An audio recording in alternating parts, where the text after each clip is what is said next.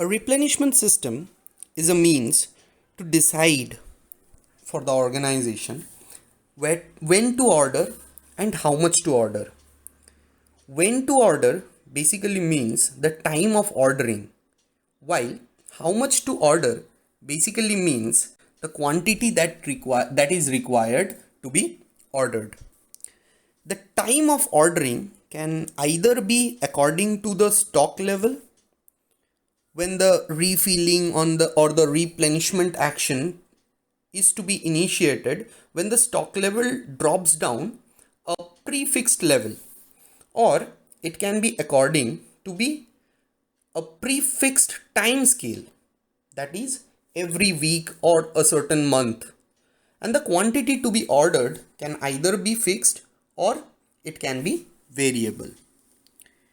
Based on these two concepts of replenishment systems, the two main systems of replenishments are the fixed order quantity system and the fixed order interval system. Fixed order quantity system is also called the fixed order system, or a minimum or a maximum system, or a reordering point system. And a fixed order interval system is basically called a two-bin system. We'll come back to what these two means in later on slides, but this is for the time being what we mean by replenishment system. As I previously said, the fixed order quantity system is also called the fixed order system. There are some certain characteristics of a fixed order quantity system, which is that the reordering quantity is always the same, which is usually the same of that of economic ordering quantity. The time interval between two delivery is not constant. It might vary from time to time. Another assumption is that reordering level equals to the safety stock plus the average consumption during lead time. Lead time practically means the time taken for an organization to receive the product from the time of ordering and the time of receiving. Replenishment action is initiated only when the stock on hand is just sufficient to meet the demand during the lead time. Safety stock is kept to take care of the increase in demand during the lead time, as well as to meet the demand when lead time is extended. These are a few characteristics, or you can say assumptions, of the fixed order quantity system. Now, how the system works? The stock of an item under this particular system is replenished when it approaches or falls below a prefixed level, which we have talked about. We call it as reordering level. The reordering quantity in this particular system is fixed and is usually the same of that of economic ordering quantity. To operate this system, the minimum stock, the reordering point, and the standard reordering quantity requires to be prefixed. The minimum stock is intended to absorb the random and unpredictable disturbances due to the variation in usage rate, any delay taken in for delivery by the suppliers, and any rejections in the incoming consignments. The reordering level is located somewhere above the minimum level. The exact location, however, of the reordering level depends on the lead time and the demand rate of that item. Reordering level is that level to which, should I say, when the stock falls, replenishment action is required to be taken. Basically, this system is very simple and very easy to operate. The daily issues of each item are posted in its stock card, and the stock balance is worked out for the item and is compared with the reordering level after a certain point of time. Replenishment action, as I have already said, is initiated only when the item falls or go below the reordering level. Otherwise, the decision is postponed until the next follow-up has been completed. You can see from the chart here, whatever I have discussed up to this point of time, the reordering level or the purchase lead time or the safety stock, what will be the quantity, what will be the economic lot size, all these are practically well described in this particular graph. This is as well as the representation or you can say the graphical representation of the reordering level system or the fixed order quantity system. The basic parameters that are required in case of this fixed order quantity system are, you can see here, if small m is taken to be the minimum stock per unit or it is described in units, capital L to be the lead time in days, weeks or months, and C or capital C is the consumption of daily, weekly or monthly. So as I have previously said in the workings of the system, that reordering quantity is basically same as that of the economic ordering quantity. So the reordering level formula will be the minimum stock plus the lead time into the consumption during that lead time. So it will be M plus L into C. The maximum stock, capital M, will be the minimum stock plus the EOQ or the reordering quantity. Average inventory formula will be treated here as capital I, which is the average inventory of the maximum and the minimum quantity. So here that is half of capital M plus small m.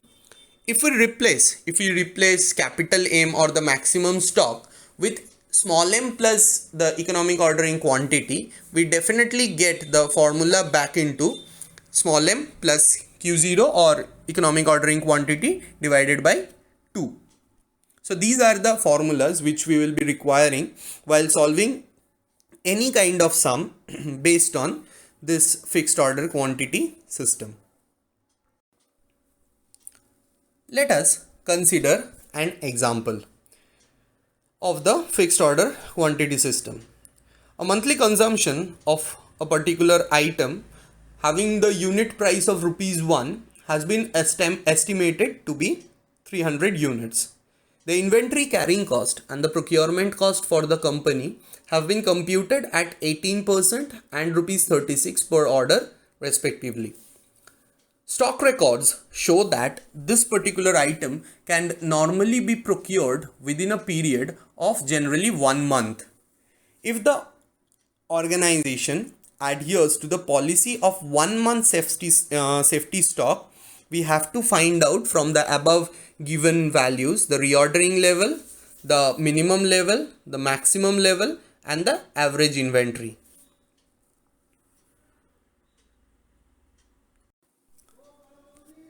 Coming to the solution of the previous example given, the first thing that we need to do is find out the EOQ. Why do we need to find out the economic ordering quantity? Because the economic ordering quantity is basically, or should I say in a reverse way, the reordering quantity is usually the same as that of the economic ordering quantity.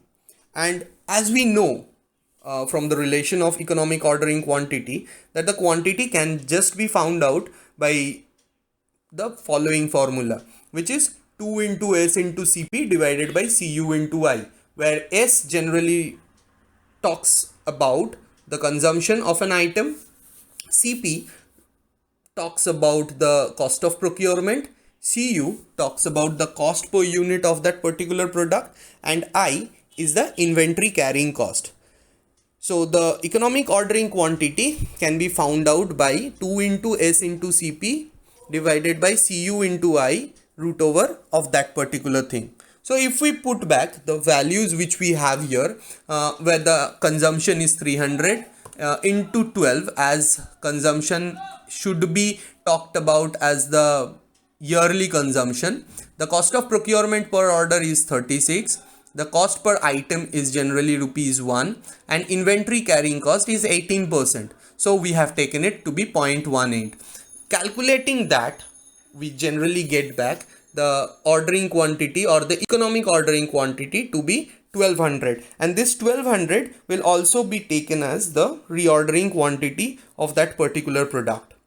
So moving on to the next terms that we need to find out, the minimum level, or we can easily say it to be the safety stock, is already given to be the equal of 1 month's consumption, which is 300, while the reordering level can easily be talked about as the safety stock plus the lead time consumption, where the lead time consumption is also 1 month's consumption and safety stock is also 1 month's consumption. So definitely 300 plus 300 should give us the value of 600 units.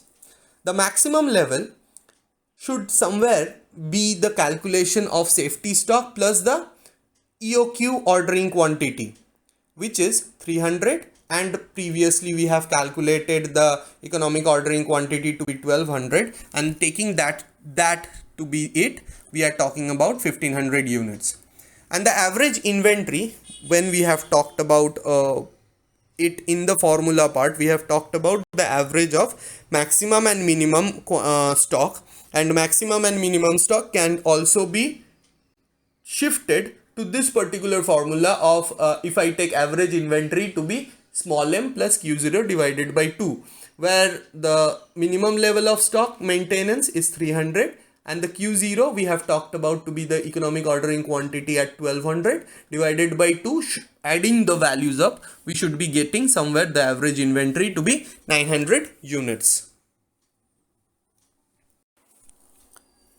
Now moving on to the fixed order interval system, the second system that we will be talking about in replenishment system.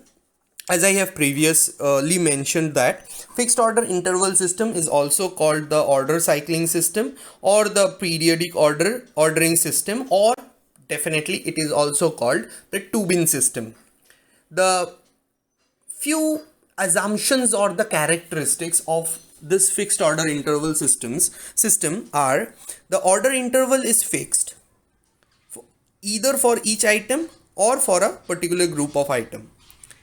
The forecast is made of the average consumption during the review period. If we take the review period to be R and the consumption to be C, so definitely the consumption during review period will somewhere downline to be R into C. And the lead time consumption, where if we take the lead time to be L and the lead time or the consumption at that particular time to be C, so lead time consumption can also be treated as L into C. Safety stock is added, as we have talked about. I'll come back to the formulas later on, but safety stock is added to the above stock to take care of the kind of disruptions like the variations in the consumption during the review period and the lead time. So if we can say that maximum level of stock is basically maintained based on that. Again, I'll be coming back to the formulas in the next slide. Stock of the item is generally reviewed at periodic interval, and the quantity which will bring the stock in hand plus the stock on order up to the maximum level which is ordered. Average inventory in this system equals to the safety stock plus the half of average usage of the particular product during one cycle. So these are the kind of characteristics that are associated with this fixed order interval system. Let's talk about the formulas associated with the fixed order interval system. Under fixed order interval system, as I have previously mentioned, I was mentioning and I stopped right there. Let's talk about it elaborately. the maximum level of a particular item will certainly be the minimum stock plus the consumption during the review period and the lead time. If we take the maximum level to be capital N, M, and minimum stock to be small m, we have talked about the review period consumption and lead time consumption to be RC and LC. So definitely if we take it to be RC plus LC, reordering quantity or Q can definitely be obtained in two parameters. What are the two parameters? One parameter is that when lead time is less than review time. When lead time, again I am repeating, when lead time is less than review time, at that point the reordering quantity is the maximum stock held by the organization minus the stock actually held at the time of review. If we take the inventory to be held at the time of review to be IH, then the reordering quantity Q should be M, capital M minus IH. Now coming back to the second assumption, if the lead time is more than that of the review period, then what happens? The formula of M minus IH just changes to IO plus IH, where IO is the order which we have ordered, which is in transit but have not received yet. So the formula then transfers to Q equals to M minus IO plus IH. And the last but not the least, the average inventory formula. The average inventory formula I can be, as I said, can be talked about as half of maximum stock plus minimum stock, where we talk about minimum stock to be small m plus maximum stock to be M minus L into C. So if we talk about capital M again, so capital M again can be treated as small m plus RL into C minus LC.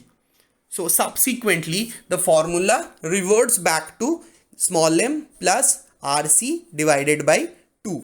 You can again cross check the particular thing which I have done and which I have shown here. You can cross check it in your own copy.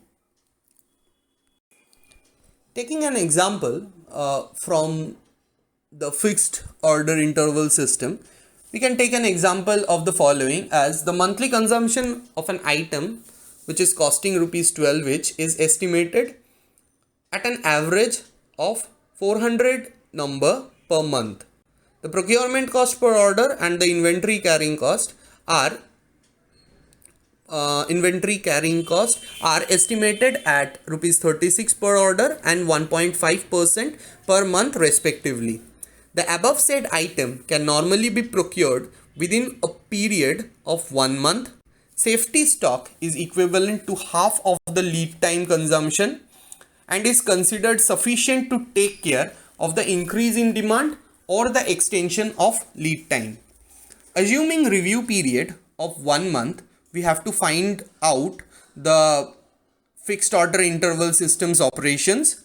We have to find out the reordering quantity if the stock on hand at the time of first review is 650, and what could be the reordering quantity at the time of second review if stock in hand is 200 and the quantity ordered previously is to be received.